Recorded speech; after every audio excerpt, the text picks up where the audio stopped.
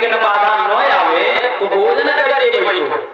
अगर विघ्न आ रही है तो उपवास मत करो, भोजन करके बैठो। ठीक है, इसलिए कथा मना किए हैं कि भोजन जब पेट में रहता है तो तमाम प्रकार की विकृतियां हमारे अंदर आने लगती हैं, नींद आने लगता है, डकार आने लगता है, इत्यादि इत्यादि। इसलिए जो है भोजन के लिए इन्होंने मना किया। लेकिन जब सभी लोग बार बार पूछे कि भोजन का क्या विधान है, तब इन्होंने बताया कि भोजन के लिए मना नहीं है, भोजन करके आप सुबह उठिए, पूजन करा के तब भोजन करिए। अब ये ना कि हो तो भी नहीं है, पहले नहा धो के भोजन करिए तब पूजन करिए, चलिए नहीं, पूजन यहाँ कर लीजिए तब चलिए भोजन करिए। भोजन करने के बाद आइए पारायण सुनिए, पारायण सुनने के बाद कथा सुनिए, पुनः भोजन करिए, फिर रात्रि में सोते समय भोजन करिए। ठीक है, सुबह दोपहर शाम खाइए लेकिन कथा सुनिए। करें, चलिए भोजन का भी विधान हो गया। अब आप हमको ये बताइए कि कथा श्रवण करने के लिए क्या आसन वासन का कोई भी नियम है बैठने का? सनत कुमारों ने कहा कि बिल्कुल है, कथा सुनने का भी नियम है। देखिए, सबसे पहले नियम यह है कि ब्राह्मण का मुख उत्तर की तरफ हो, अगर जगह नहीं है तब जो है पूरब की तरफ हो, पूरब की तरफ जगह नहीं है तो पश्चिम की तरफ ब्राह्मण का मुख हो। ठीक है, लेकिन अगर ऐसा भी जगह नहीं है तो सबसे बढ़िया नियम बताए कि जब दिशाओं का ज्ञान समझ में न आए, ठीक है, दिशाओं का ज्ञान समझ में न आए तो सबसे पहले आप जो पूजन करते हैं कलश बीच में रखिए, कलश बीच में रख करके आप उन्हीं को सूर्य मान लीजिए, उन्हीं को सूर्य मान करके अब जिधर से मन करे उधर से पूजा कर लीजिए। इसमें दिशा दोष तब नहीं लिया जाएगा जब जगह नहीं रहेगा तब। अगर जगह है तो ब्राह्मण का मंच उत्तर की तरफ, जजमान पूरब की तरफ बैठ करके पूजन कर कथा श्रवण कर। जीता जन्म जीत श्वासो जीत संगो जितेंद्रिया। कह रहे हैं कि जीत आसनों, सबसे पहले एक आसन पे बैठने का अभ्यास करो।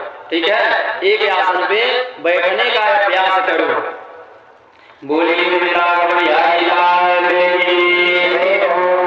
श्री कृष्ण गोविंद हरे मुरारे, हे नाथ नारायण वासुदेव, श्री कृष्ण गोविंद हरे मुरारे, हे नाथ नारायण वासुदेव, श्री कृष्ण गोविंद हरे मुरारे, हे नाथ नारायण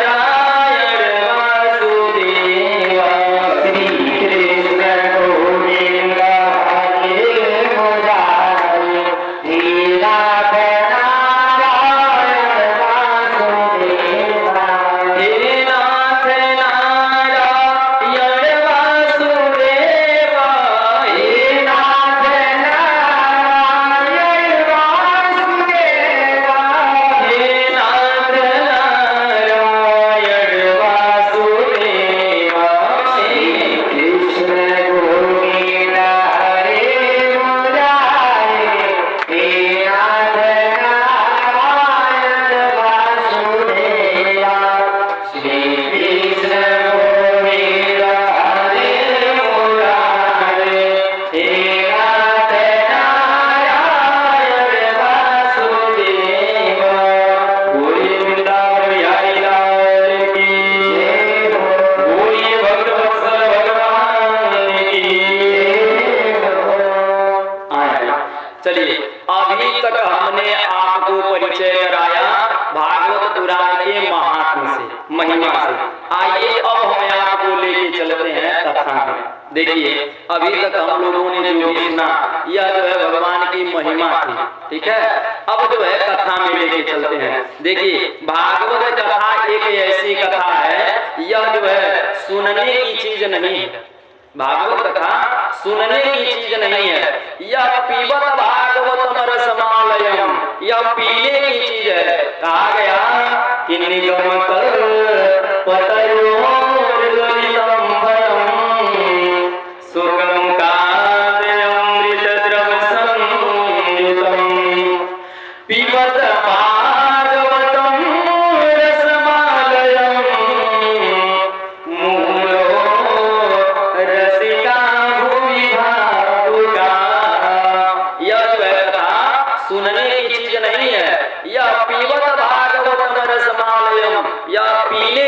है। ठीक है, आइए इसी बात पे हम आपको एक कथा सुनाते हैं। कह रहे हैं कि एक बार जो है बहुत बड़े सत्संगी एक संत थे। ठीक है, एक संत थे, बहुत बड़े सत्संगी थे। एक बार की बात है कि उन्हीं के नगर में, जहां वो रहते थे, उन्हीं के नगर में कहीं दूरी पर एक स्वर्णकार रहता था। ठीक है, सोना चांदी का इत्यादि का काम करता था। लेकिन एक दिन उसके मन में विचार आया कि क्यों न मैं एक मूर्ति बनाऊं। ठीक है, वह क्या किया कि पीतल का एक मूर्ति बनाया, एक ना दो मूर्ति बनाया भगवान के। ठीक है, भगवान के मूर्ति बनाया। बना करके उसने सोचा कि भगवान को बेचना अच्छी बात नहीं है, भगवान के मूर्ति बना के बेचना अच्छी बात नहीं है। वह जो है मूर्ति रख दिया। पुनः एक महात्मा की मूर्ति बनाई उसने। ठीक है, महात्मा के दो मूर्ति बना करके एक ही जैसे 1 किलो पीतल लिया, 1 किलो पीतल से एक मूर्ति बनाया, 1 किलो पीतल से एक मूर्ति बनाया। और मूर्ति कैसी है? ध्यान अवस्था में जिस प्रकार से लोग ध्यान करते हैं उसी प्रकार से वह मूर्ति का रंग रूप बनाया। ठीक है, सब कुछ एक जैसा। लेकिन जब बना के तैयार कर दिया तो ला करके बाजार में नुमाइश के लिए रखा, नुमाइश के लिए बाजार में लाया। अब सभी लोगों ने पूछा कि बताओ कि तुम्हारी इस मूर्ति का क्या दाम है। ठीक है, उसने क्या कहा कि इस 2 मूर्तियां जो हैं, इन मूर्तियों की आप लोग परीक्षा लीजिए, परीक्षा ले करके आप लोग खरीदिए। लोगों ने कहा कि आखिर दाम क्या है इस मूर्ति का? उसने कहा कि एक मूर्ति का दाम है 1 लाख रुपया और एक मूर्ति का दाम है 10 रुपया। ठीक है, लोगों ने कहा कि काहे, जो 1 लाख है वो सोना का है का? हाँ, उसने कहा कि नहीं, यह भी पीतल है और ये भी पीतल है। ठीक है, लेकिन दाम इसका 1 लाख रुपया और इस मूर्ति का 10 रुपया। लोगों ने कहा कि बात क्या है? उसने कहा कि आप परीक्षा लीजिए दोनों मूर्तियों की, समझ में आए तब जानिए। लोगों ने तमाम प्रकार से परीक्षा लिया, घस करके पीट करके तरह तरह से परीक्षा लिया, लेकिन किसी के समझ में नहीं आया कि आखिर बात क्या है कि इसका दाम इतना है और इस मूर्ति का दाम इतना कम। ठीक है, अब जो वो संत महात्मा थे, सत्संगी थे, वो जब गए वहां मूर्ति के पास तो उन्होंने पूछा कि आखिर बात क्या है। उसने कहा कि आप परीक्षा लीजिए मूर्ति की और मूर्ति खरीदिए। उन्होंने कहा अच्छा चलो हम समझ गए करना क्या। अब वो जो है रस्सी मंगाए, कहे पतला सा रस्सी हमको दो। पतला सा जब रस्सी पा गए तो एक जो 10 रुपए की मूर्ति थी उसके कान में रस्सी डाल रहे हैं, तो इधर से जा रहा है और इधर से निकल जा रहा है रस्सी। ठीक है, इन्होंने कहा कि इस मूर्ति का दाम है 10 रुपया। ठीक है, अब जब दूसरी मूर्ति के पास गए, कान में रस्सी डाले तो डालते गए पूरी रस्सी अंदर चली गई। सत्संगी महापुरुष ने कहा कि इस मूर्ति का दाम है 1 लाख रुपया। अर्थात कथा जो भी चीज है, कथा श्रवण करिए, सुन करके अपने जीवन में उतारिए। जब अपने जीवन में उतारेंगे तो आपका दाम बढ़ेगा, मूल्य बढ़ेगा। दाम और मूल्य के मतलब नहीं कि पैसा बढ़ेगा, इसका मतलब कि मान और सम्मान बढ़ेगा। ठीक है, आपकी मर्यादा बढ़ेगी, आपका मन शांत रहने लगेगा। कथा सुनिए और अपने जीवन में उतारिए। 10 रुपया वाली मूर्ति कभी नहीं बननी चाहिए। कह रहे हैं कि इस मूर्ति की कथा हमने आपको क्यों सुनाई। हमने सुबह में बताया कि लोग कहते हैं कि हमें तो यह कथा ज्ञान है, इस कथा को मैं जानता हूँ। तो जान लीजिएगा कि रस विशेष जाना तीन नाही, राम कथा जिन सुनता यगाई। ठीक है, जिन्होंने भी कथा सुन करके यह कह दिया कि कथा तो मैं जानता हूँ, तो ये जान लीजिए कि उसने कथा का रसास्वादन नहीं किया। कथा ये महाराज जी ऐसी चीज है, खत्म होने वाली चीज है। जितनी बार आप जाएंगे उतनी बार आपको नई नई चीजें सुनने को मिलेंगी। कथा जो है आखिर भागवत कथा एक ही है। बोले वृंदावन बिहारी लाल की, श्री कृष्ण गोविंद हरे मुरारे, हे नाथ नारायण वासुदेव, श्री कृष्ण रानी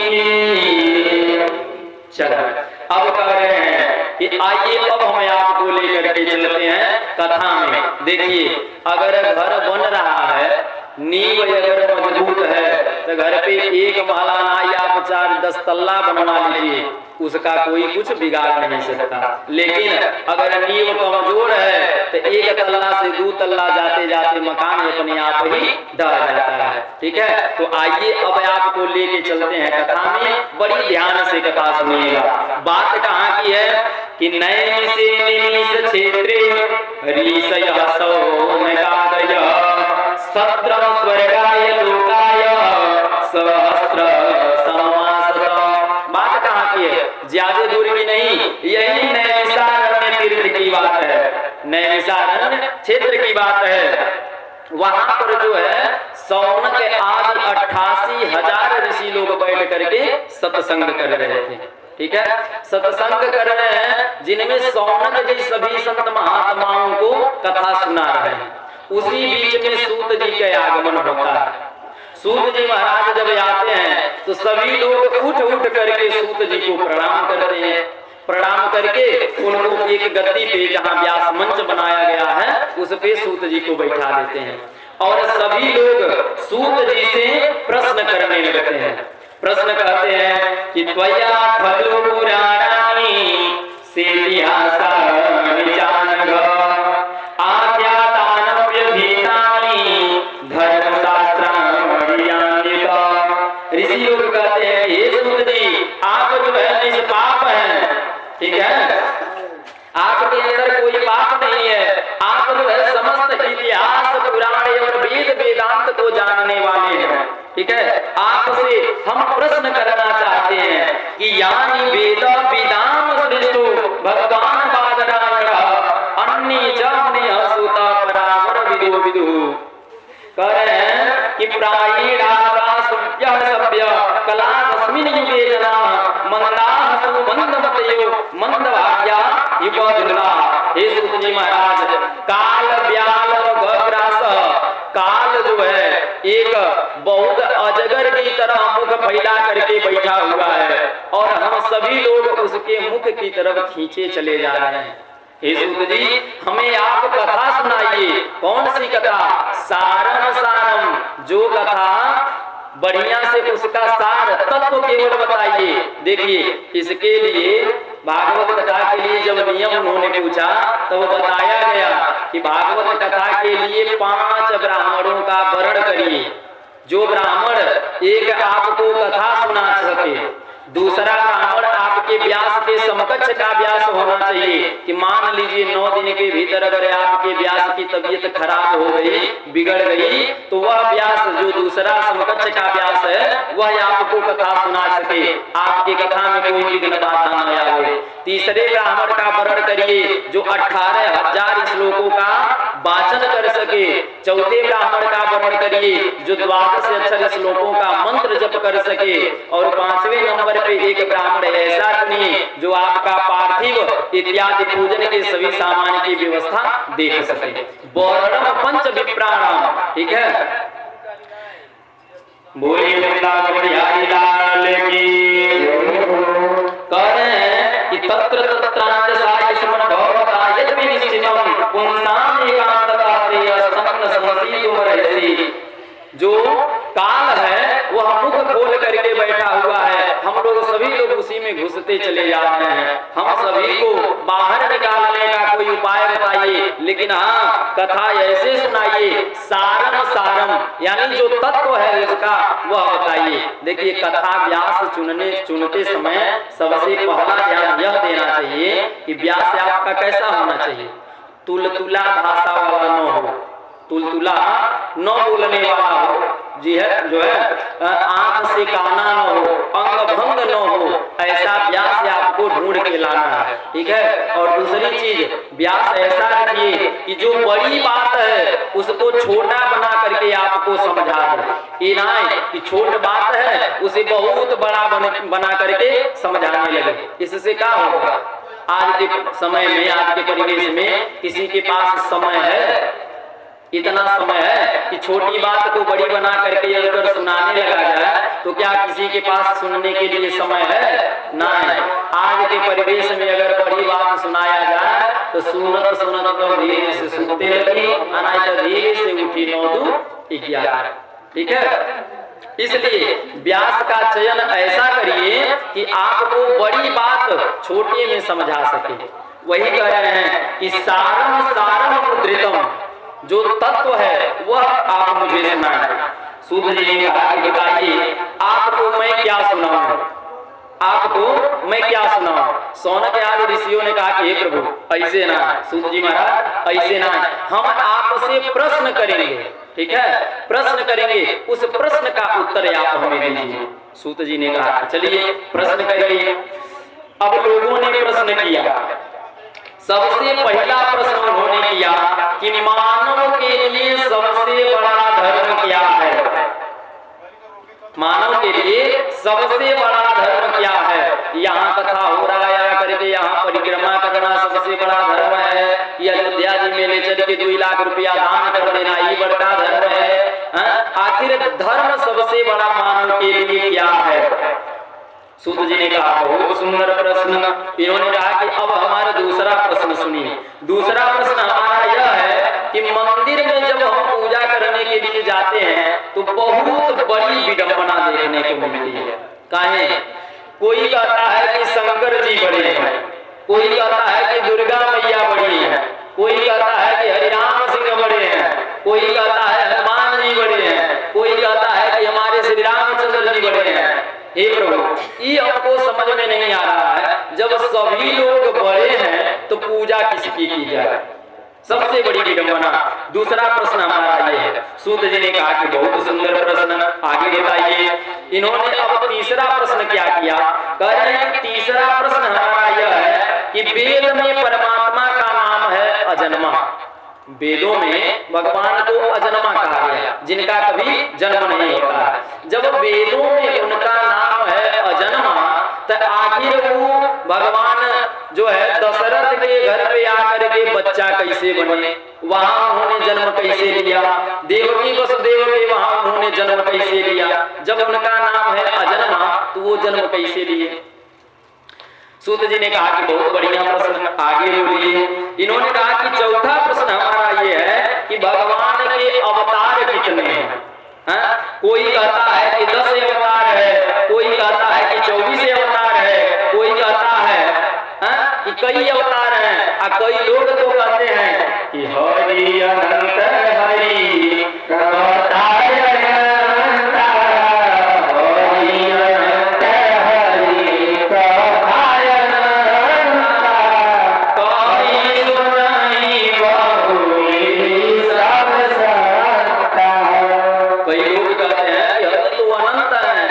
कथा भी अनंत है। तो आप हमको ये बता दीजिए कि भगवान के अवतार कितने हैं? सूत जी ने कहा कि बहुत सुंदर प्रश्न, आगे बोलिए। अब इन्होंने सौनक आदि ऋषियों ने 5वां प्रश्न किया कि वक्ता वह श्रेष्ठ नहीं है जो बड़ी छोटी बात को बड़ी बना के समझाने लगे। वक्ता वह श्रेष्ठ है जो बड़ी बात को छोटे में हमको समझा दे। काहे से कि आज के परिवेश में किसी को सुनने के लिए कहा जाए तो समय पर्याप्त नहीं है। ठीक है, समय पर्याप्त नहीं है, इसलिए वक्ता वह श्रेष्ठ नहीं है जो छोटी बात को बड़ी बना के समझाए। वक्ता श्रेष्ठ वह है जो बड़ी बात को भी छोटे में हमको समझा दे। सूत जी ने कहा कि बहुत सुंदर प्रश्न, आगे बोलिए। इन्होंने कहा कि 6वां प्रश्न हमारा यह है कि भगवान जब अपनी लीला को संपन्न करने के लिए आए, भगवान कृष्ण ने अवतार लिया। लेते समय गोविंद ने कहा कि पृथ्वी पर हम भार उतारेंगे। और गीता जी में भी कहा गया है कि यदा यदा हि धर्मेषु, कह रहे हैं कि जब जब इस पृथ्वी पर राक्षसों का बोलबाला होता है, जब जब इस पृथ्वी पर जो है पाप अत्याचार बढ़ता है, तब तब मेरा अवतार होता है। जब वह कहते हैं कि अवतार हमारा होता है पृथ्वी के भार को हल्का करने के लिए, जब अवतार लिए लेकर लेकर के पृथ्वी के भार हल्का कर दिए। तो जब चले गए तो आखिर वो पपवा गया कहाँ? ठीक है, हमको ये चीज समझ में नहीं आती है। कह रहे हैं कि धर्म संस्थापना संभवान युगे युगे, जब भी मैं अवतार लेता हूँ तो धर्म की स्थापना के लिए अवतार लेता हूँ। तो जब भगवान आए धर्म की स्थापना किए और जब चले गए तो आखिर धर्मवा के करे घरे चला गया, ये हमके समझ में नहीं आ रहा है। सूत जी ने कहा कि बहुत सुंदर प्रश्न। अब सौनक आदि ऋषियों के मन के प्रश्नों को सुन करके सूत जी बहुत ही बड़े गदगद हो गए। ऋषियों से बोले कि आपने बहुत ही उत्तम प्रश्न किया है, आपके प्रश्नों के उत्तर देने से पहले मैं परम आदरणीय अपने गुरु जी को प्रणाम कर लूं। सूत जी के कर चेला है, मालूम है, सुखदेव जी महाराज के चेला है सूत जी। ठीक है, अब देखिए सुखदेव जी के चरित्र, सुखदेव जी के चरित्र क्या है कि यम प्रव्रजम तमनुपेतम पेतकृत्यम द्वैपायनो विरहकातरयाजुआव अपूते पितन्मयतया तरवो विनेदो तं सर्वभूतहृदयं मुनिमानतोऽस्मि। देखिए जिस समय सुखदेव जी का जन्म हुआ, जो जन्म लेते ही संन्यास को धारण कर लिए, ऐसे सुखदेव जी महाराज के शिष्य हैं हमारे सूत जी। बोलिए सुखदेव जी महाराज की। आइए थोड़ा सा सुखदेव जी महाराज के जीवन चरित्र पर दर्शन किया जाए। ठीक है, जीवन चरित्र इनका जाना जाए। एक बार की बात है, सुखदेव जी गोलोक धाम में राधा रानी के गोदी में बैठ करके खेल रहे थे। ठीक है, राधा रानी के गोदी में बैठ करके सुखदेव जी खेल रहे थे।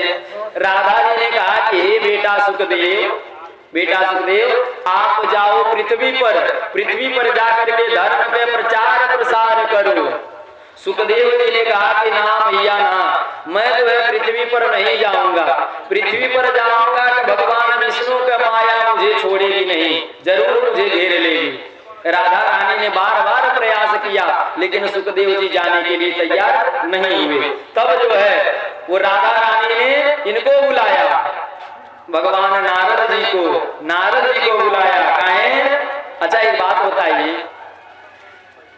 नारद मतलब होता क्या है? नारद किसे कहा जाता है? केहू बतावा।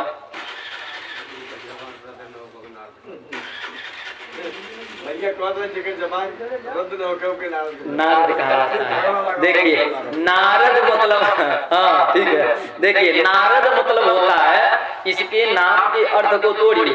नाम क्या है? नारद। ठीक है, इसके जब संस्कृत में जानेंगे तो क्या होगा?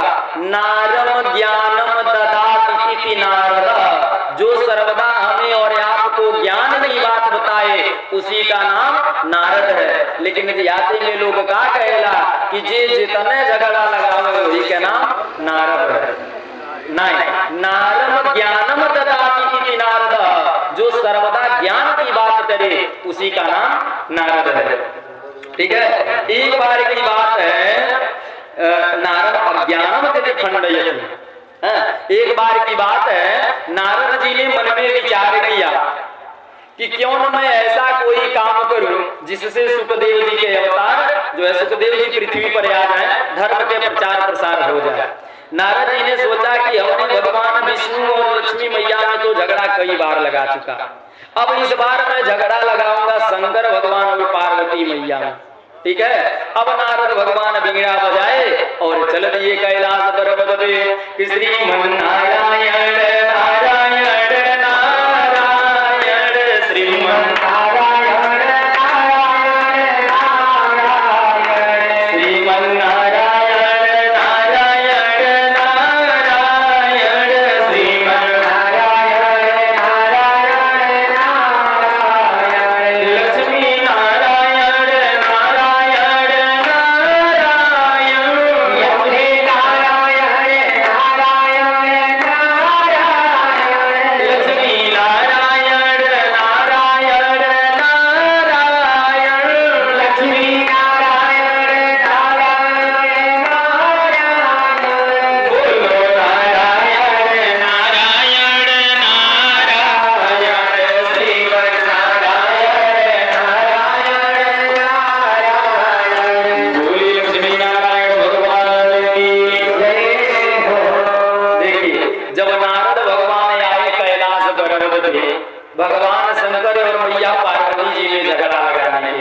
ठीक है।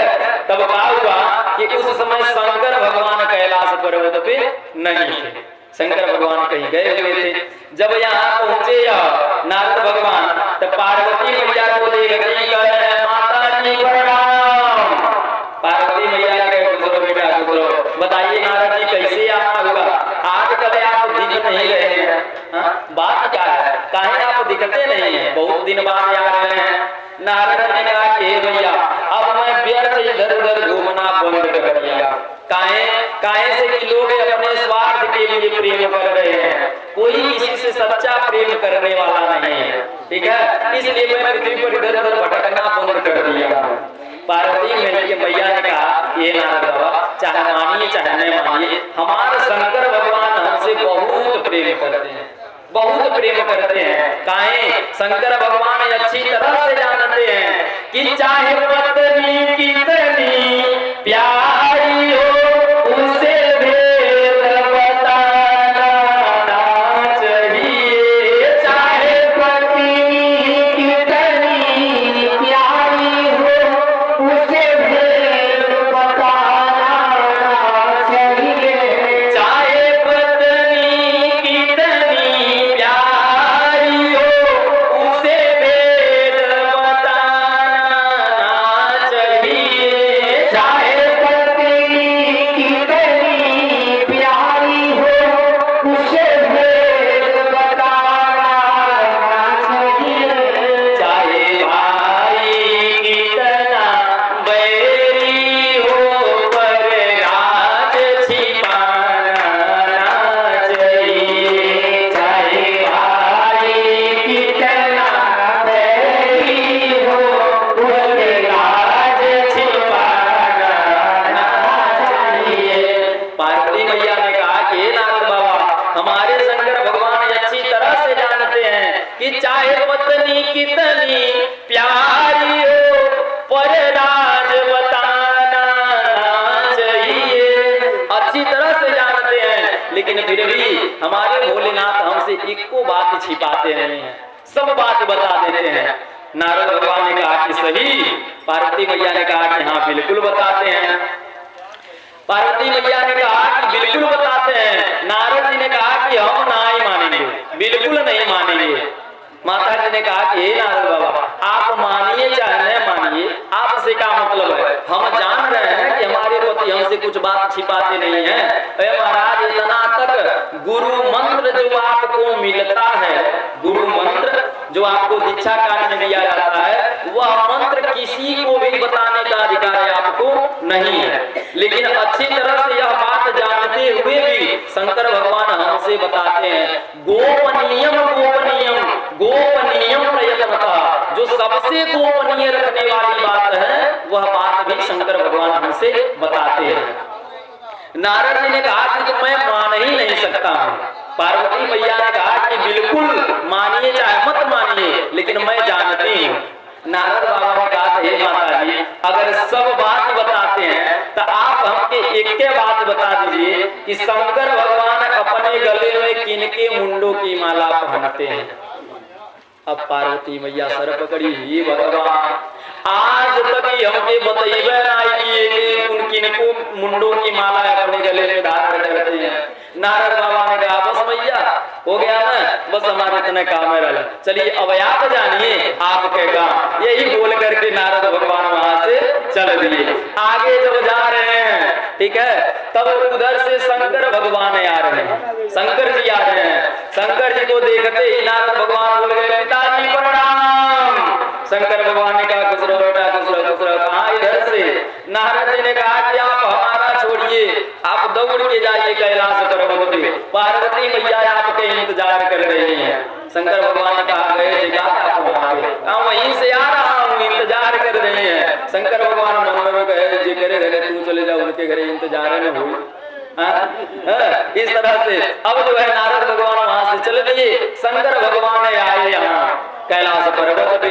अब पार्वती मैया का मुंह फूला हुआ है, पार्वती मैया बोल नहीं रही है। शंकर जी ने कहा कि देवी आखिर बात क्या है, बात क्या है। पार्वती मैया ने कहा कि कुछ बात नहीं है, आप कपटी है कपटी। शंकर भगवान ने कहा कि नारद बाबा आए है का, तो पार्वती मैया ने कहा एको बतिया गलतों कही गई है का, हाँ एको बतिया गलतों कही गई ना, सबका सही कहना। शंकर भगवान ने कहा कि आखिर बात क्या है बताइए।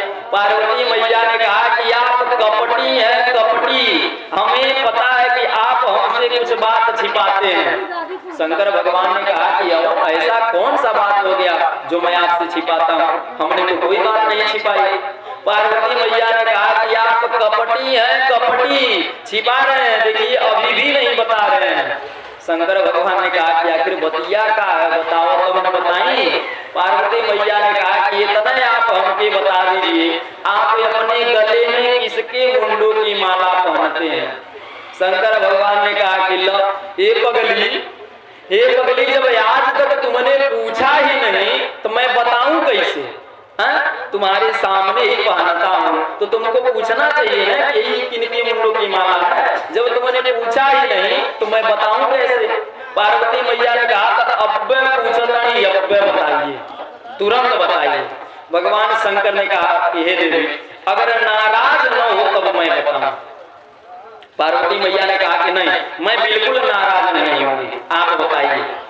शंकर भगवान ने कहा कि हे देवी जब जब आप मरती हो, जब जब आप मरती हो तो आपकी याद मुझे भूलने न पाए, इसलिए मैं आपके ही मुंडों की माला अपने गले में धारण कर लेता हूँ।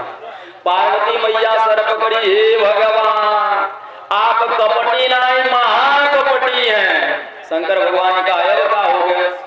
पार्वती मैया ने कहा कि आप कौन दवाई खा लिए हैं जो आज तक मरते ही नहीं है, कभी मरते ही नहीं है, हम ही के बार बार मरना पड़ता है। शंकर भगवान ने कहा कि देवी हमने राम नाम कथा अमृत पान किया है, हमने राम नामी कथा अमृत पान किया है। और किसी ने कह दिया कि राम हुए डॉक्टर उनकर, राम हुए डॉक्टर उनकर, नाम दवाई पीले सुगनमा कौनो रोग ना सताई हो, पीले सुगनमा रोग ना सताई, पीले सुगनमा राम हुए डॉक्टर उनकर, राम हुए डॉक्टर उनकर, नाम दवाई पीले सुगनमा कौनो रोग सुगनमा कौनो रोग ना सताई, पीले सुगनमा कौनो। शंकर भगवान ने कहा कि मैंने राम नामी अमृत पान किया है इसलिए मैं कभी नहीं मरता हूँ। अये पार्वती बार बार तुम्हें ही मरना पड़ता है। पार्वती मैया ने कहा कि आज वो दवाई अब हम पियो, तुरंत हमके वो दवाई पिलाइए। भगवान शंकर जी ने कहा कि ऐसे ना देवी, ये कथा है, कथा अमृत है, ठीक है, इसे ऐसे ही नहीं सुना जाता है, इसके लिए एकांत स्थान चाहिए, एक जगह चाहिए जो कथा सुनने के लिए उचित हो। पार्वती मैया ने कहा कि मुझे जो है यह कथा सुनना है। अब जो है वहीं कैलाश पर्वत से थोड़ा सा नीचे उतरे और वहीं पर भगवान शंकर बन गए कथा वक्ता और पार्वती मैया बन गई कथा श्रोता। शंकर भगवान ने कहा कि देवी कथा सुनने के 3 नियम है, कथा सुनने के 3 नियम है। वो नियम क्या क्या है। सबसे पहला नियम, कथा सर्वदा आप व्यास जी के सामने बैठ करके कथा सुनो। व्यास मंच के सामने, व्यास मंच के पीछे से कथा कभी नहीं सुननी चाहिए, पहला नियम यह है। और दूसरा नियम यह है कि एक आसन पे बैठ करके कथा सुनना चाहिए, ठीक है, एक आसन पे बैठ करके कथा सुना जाए। और तीसरा नियम यह है कि कथा के बीच में बोलना नहीं है, कथा के बीच में सोना नहीं है, ठीक है।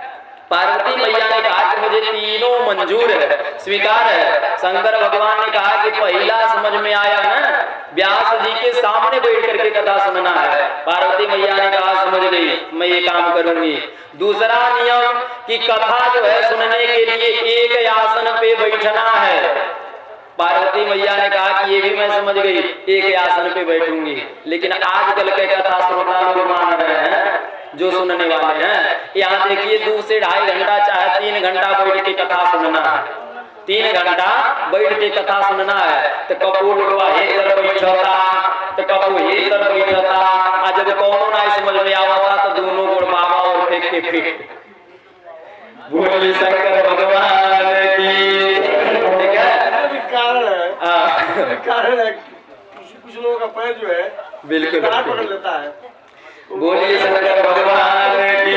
ठीक है, कथा सुनने के नियम बताए, लेकिन कथा सुनते समय बीच में बोलना नहीं है। अगर बोलना है तो भगवान के कीर्तन बोलिए, भगवान के नाम बोलिए, अन्यत्र अनर्गल बात कोई भी मत बोलिए। पार्वती मैया ने कहा कि मुझे स्वीकार है, मैं कथा सुनूंगी। शंकर भगवान कहे कि देवी एक बात ध्यान से सुनो, जब मैं कथा करता हूँ तो मेरे जो ये आंख है ये नेत्र बंद हो जाते हैं। ठीक है, तो मुझे पता कैसे चलेगा कि आप कथा सुन रही हैं? कैसे पता चलेगा? तो आप जो है बीच बीच में ओम ओम शब्द का उच्चारण करती रहिएगा।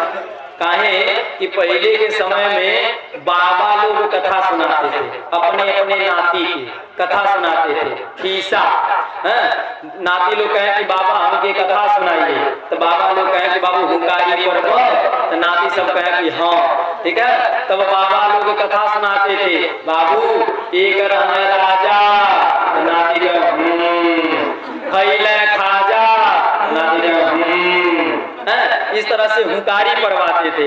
और धीरे धीरे जब हुंकारी बंद हो जाता था तब बाबा लोग जान जाते थे कि हाँ नाती अब सो गया। ठीक है, ये नियम पहले था। ठीक है, इसी तरह से शंकर भगवान कहे कि हे पार्वती, जब मैं कथा सुनाऊंगा तो मेरे नेत्र बंद हो जाएंगे, तो मुझे पता कैसे चलेगा कि तुम कथा सुन रही हो?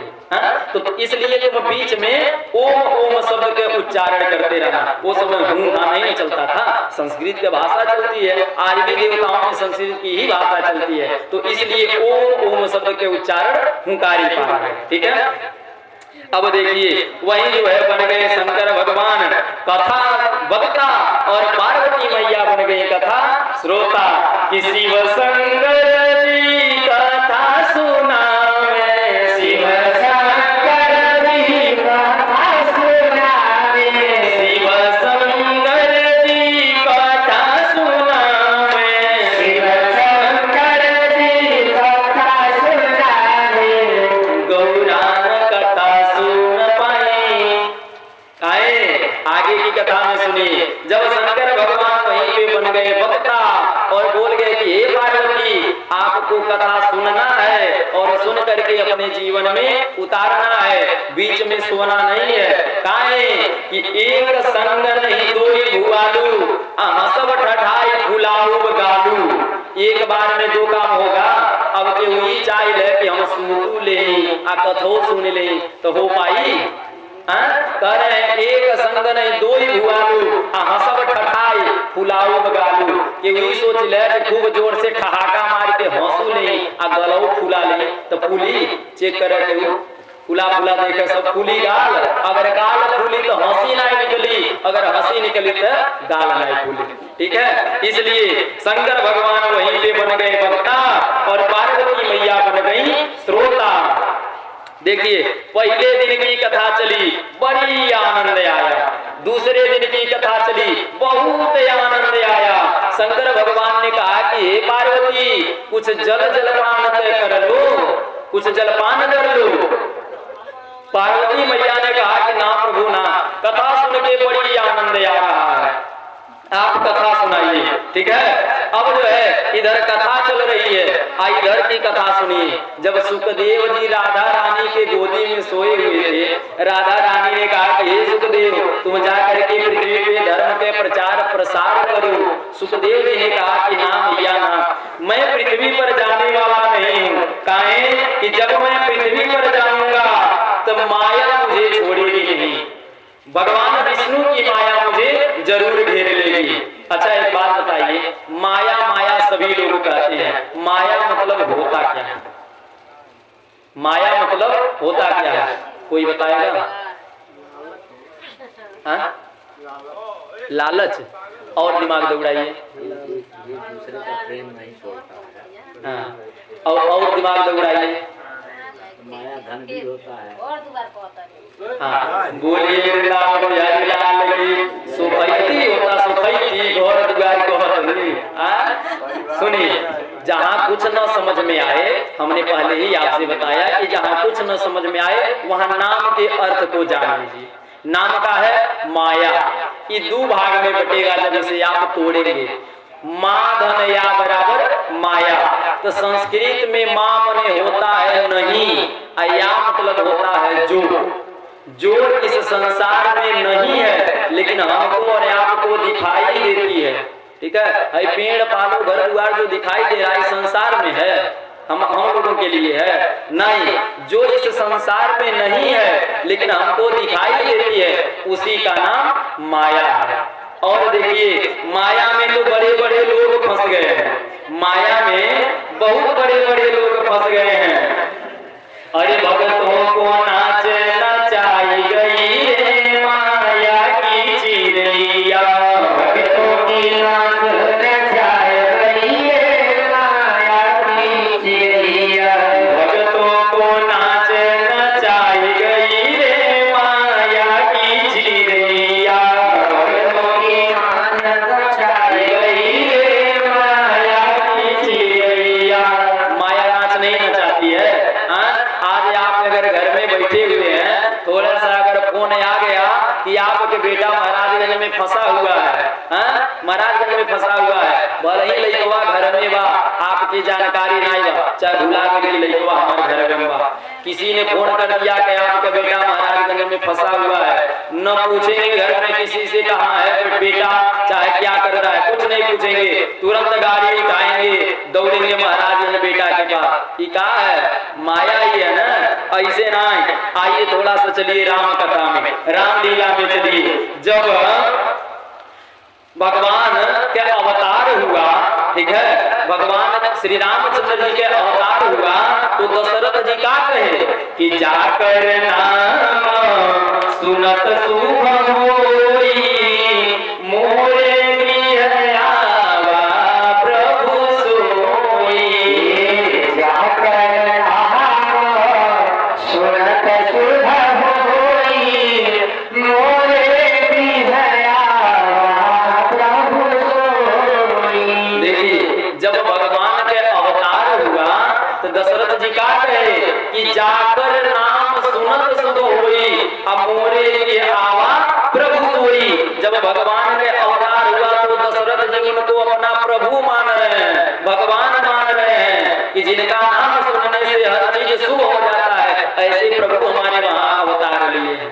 ठीक है, दशरथ जी भगवान मान रहे हैं। लेकिन जब विश्वामित्र जी आए श्री रामचंद्र जी और लक्ष्मण जी को मांगने के लिए, तब दशरथ जी क्या कह रहे हैं, ये मुनि चौथे पर पायो सुत चारी, चौथे पर पायो सुत चारी, विप्र वचन जनि करेउ विचारी, विप्र वचन दिन करेउ विचारी।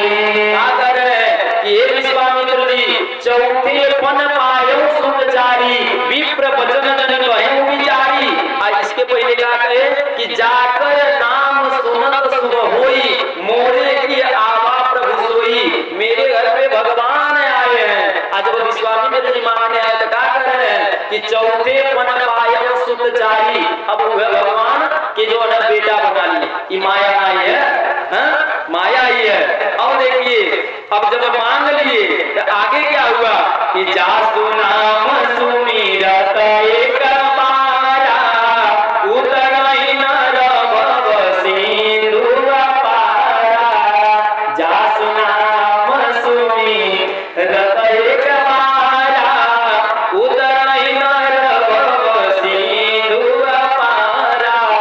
सभी लोग जान रहे हैं कि जौने भगवान के नाम एक बार अंत समय में मरते समय अगर श्री रामचंद्र जी के नाम एक बार जिह्वा पे आ गया तो कितना हो बड़ा पापी क्यों न हो, उसके वैकुंठ जरूर मिलता है। जरूर मिलता है, सभी लोग जानते हैं। लेकिन जब दशरथ जी के देहांत हुआ, दशरथ जी जब मरे तो कई बार राम कहे, गिनिएगा कि राम राम कही राम कही, राम राम कही राम, कई बार हुआ? 6 बार। बोलिए वृंदावन बिहारी लाल की। देखिए जब दशरथ जी मरे क्या कहा गया है कि जासु नाम सुमिरत एक बार अगर मरते समय भगवान के नाम जिह्वा पे आ गया तो उसे वैकुंठ के दरवाजा खुला है उसके लिए। लेकिन जब दशरथ जी मरे तो क्या किए कि राम राम कही राम कही, राम राम कही राम, 6 बार जो है राम के नाम लिए। ये तो चौपाई के माध्यम से है, लेकिन पता नहीं कितनी बार राम कहे होंगे, कोई जान रहा है? नहीं, पता नहीं कितनी बार कहे होंगे। लेकिन जब इतना बार राम कहे तो क्या हुआ? बीचवे में जाके लटक गए। अरे भगतों को नाच नचाई गई रे माया की चिड़ैया, भगतों की नाच नचाई गई रे माया की चिड़ैया, भगतों को नाच नचाई गई रे माया की चिड़ैया, भगतों की नाच नचाई गई रे माया की चिड़ैया। शंकर भगवान की हो। इस तरह से सुखदेव जी महाराज ने राधा रानी से कहा कि माया मुझे छोड़ेगी नहीं। राधा रानी ने कहा कि जाओ, मैं तुम्हें आश्वासन देती हूँ कि भगवान विष्णु की माया तुम्हारे ऊपर काम नहीं करेगी। बोलिए वृंदावन बिहारी लाल की। कहा हो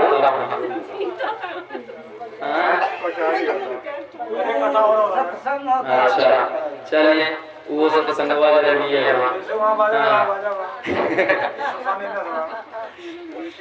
श्री राम जय राम जय जय राम, श्री राम जय राम जय जय राम, जय जय वीर हरण हनुमान, जय जय वीर हरण हनुमान। राम को आराम मिलेगा, राम को आराम मिलेगा, खाने को बादाम मिलेगा, खाने को बादाम मिलेगा, राम को आराम मिलेगा, राम को आराम मिलेगा, खाने को बादाम मिलेगा, खाने को बादाम मिलेगा, जाने को बीमार मिलेगा, जाने को बीमार मिलेगा। श्री राम जय जय राम, बोलो श्री राम जय जय राम, जय जय वीर हरण हनुमान, बोलो जय जय वीर हरण हनुमान। अरे तुम बोलाए जजमान, जय राम जय राम। अच्छा एक बात बताइए, जेकर मुहम्मद ने बोलत हुई वो बोलत हुई? अरे दादा धीरे धीरे सब मोहम्मद को वापस करता है। देखिए ये एंटीबायोटिक दवाई है, ठीक है, इस नाम को जरूर जपा जाए, जितना हो सके उतना जपा जाए। बोलिए शंकर भगवान की। ठीक है, अब आगे कथा सुनिए। जब जो है राधा रानी ने सुखदेव जी को आश्वासन दे दिया कि जाओ, भगवान विष्णु की माया तुम्हारे ऊपर काम नहीं करेगी। अब भगवान जब सुखदेव वहां से चले तो उसी कैलाश पर्वत पे एक सूक और सूक पक्षी के जोड़ा रहता था, ठीक है, तोता के जोड़ा रहता था, और वहीं पे उन्होंने अंडा दिया कैलाश पर्वत पे। लेकिन कुछ समय के बाद बर्फीली हवा चली तो वो अंडा फूट गया। ठीक है, अंडा जो है फूट गया। जब अंडा फूटा तो सूक और सूक पछड़ी के जोड़ा वो दोनों छोड़ करके चले गए। जब यहाँ शंकर भगवान और पार्वती मैया कथा कर रहे हैं तो वही जगह है, शंकर भगवान के ठीक पीछे ही वह अंडा फूटा हुआ पड़ा था। ठीक, अब शंकर भगवान कथा की पहले दिन की कथा हुई, बड़ा आनंद आया। दूसरे दिन की कथा हुई, बड़ा आनंद आया। पार्वती मैया से शंकर भगवान ने कहा कि देवी कुछ खा लो, चाहे कुछ पी लो, प्यास लग गई होगी, भूख लग गया होगा। पार्वती मैया ने कहा कि ना प्रभु ना, कथा सुनाइए, बड़ी आनंद आ रहा है कथा में। लेकिन देखिए जो दूसरे दिन की कथा प्रारंभ हुई उसी समय जो है पीछे जो फूटा हुआ अंडा था वह अंडा फिर से जो है एकत्रित हो गया, सब अंडा आकार का हो गया। ठीक है, लेकिन अभी जीव के प्रादुर्भाव नहीं होता। तीसरे दिन की कथा प्रारंभ हुई तब उसमें जीव के प्रादुर्भाव हुआ। ठीक है, उसमें जीव आ गया। चौथे दिन की कथा हुई, चौथे दिन की कथा बहुत सुंदर कथा। चौथे दिन की कथा में भगवान श्री कृष्ण के अवतार की कथा है, महाराज रसगुल्ले की कथा है। चौथे दिन की कथा, ठीक है, आपके वहां तो कल से लेकर के 5वें दिन भगवान कृष्ण का अवतार होगा ही, देखा जाएगा, देखिएगा कितना आनंद आता है। एकदम जो है रसगुल्ले की कथा है चौथे दिन की कथा। अब जो है जब चौथे दिन की कथा चली तो वह सूक पछड़ी और पक्षी जो अंडा छोड़ के गए थे उसमें जीव के प्रादुर्भाव हुआ। पार्वती मैया से शंकर भगवान ने कहा कि देवी अब तक कुछ खा लो, अब तक कुछ पी लो, इतने दिन से भूखी प्यासी बैठी हो। पार्वती मैया ने कहा कि ना प्रभु ना, आप कथा सुनाइए, बड़ी आनंद आ रहा है। ठीक है, अब कथा प्रारंभ है। जब 5वें दिन की कथा आई, बड़ी आनंद आया, अंडा फूट गया, उसमें से एक सूक पक्षी का बच्चा निकला। ठीक है, वही बैठ करके वह भी कथा सुनने लगा। जब 6वें दिन की कथा आई तो उस समय पार्वती मैया कथा सुन रही हैं, शंकर भगवान कथा सुना रहे हैं और पीछे से शंकर भगवान के पीछे से वह सूक पक्षी का तोता बच्चा जो था वह भी कथा सुन रहा है। 6वें दिन की कथा में जब भगवान शंकर भगवान ने कहा कि देवी जब भगवान श्री कृष्ण धर्म की स्थापना इस पृथ्वी पर कर लिए, ठीक है, और ये अपना विवाह कर लिए, बाल बच्चों को सुंदर सुंदर उपदेश ज्ञान दे करके जब एक पेड़ के नीचे बैठे थे तो जरा नामक बहेलिया ने जब उनके पैर में तीर मारा तो उस समय आ गए उद्धव जी। उद्धव जी आए और भगवान से कहे कि हे प्रभु आप हमको कुछ ज्ञान दीजिए, भक्ति क्या है, ज्ञान क्या है, वैराग्य क्या है, यह सब मुझे बताइए। भगवान ने कहा कि उद्धव जी आप ध्यान से सुनिए, भक्ति वह है जब संसार से सारे नाताओं को छोड़ करके मनुष्य जब मेरे में अपना हृदय लगाता है वह बहुत ही सुंदर भक्ति है, इसी का नाम भक्ति है। और वह सुनता कहाँ से है, ज्ञान कहाँ से मिलता है, जब कथा सुनता है, सत्संग करता है, चाहे सत्संग यहाँ करिए चाहे सत्संग वहां करिए। देखिए सत्संग जो है कई प्रकार के होता है, सत्संगो जो है कई प्रकार के होता है।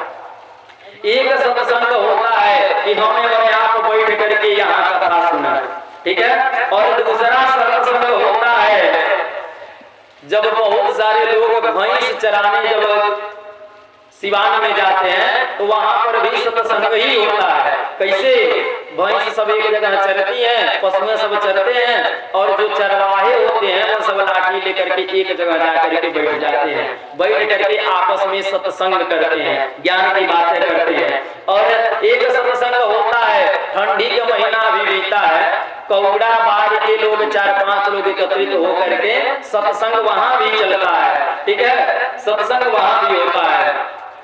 इसी तरह से कई प्रकार के सत्संग होते हैं। अब देखिए सत्संग कैसे होता है, एक छोटा सा दृष्टांत लीजिए। देखिए ज्ञान हमको सत्संग से ही मिलेगा, ज्ञान सत्संग से ही मिलेगा। अगर हम सत्संग नहीं करते हैं तो ज्ञान बिल्कुल कतई मिलने वाला नहीं है। गांव में आप लोग देखे होंगे कई बच्चे ऐसे होते हैं, दूरी है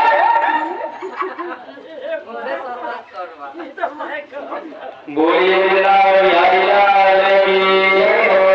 छुपा गए देखिए। हाँ, सत्संग जो है कई प्रकार के होता है, लेकिन बिना सत्संग के ज्ञान होने वाला बिल्कुल नहीं है। आप गांव में प्रायः देखे होंगे कि जो बच्चा घर में रहता है, जिनके माता पिता बच्चे को बाहर निकलने नहीं दिए होंगे, आजकल के परिवेश में ना, पहले ही होता था, बच्चे को बाहर लोग नहीं निकलने देते थे, वो बालक जो है मंद बुद्धि के हो जाता था। समाज में कैसे रहना है, कैसे बैठना है, किससे क्या बोलना है, इसकी जानकारी उसे नहीं होती थी। काहे? ये सब जो है सत्संग का ही प्रभाव है। चाहे यहाँ कथा सुन के सत्संग करिए, चाहे भैंस चरा